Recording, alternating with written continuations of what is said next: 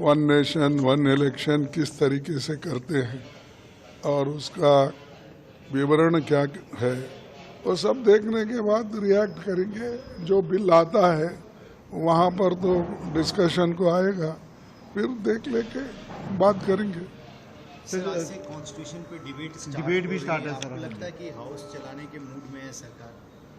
नहीं, उनके देखो, ये कंडीशन तो हमने डाला था कि कॉन्स्टिट्यूशन का डिस्कशन, उसके ऊपर डिस्कशन होना चाहिए, क्योंकि तो अनकॉन्स्टिट्यूशनल चीज़ें बहुत चल रही है।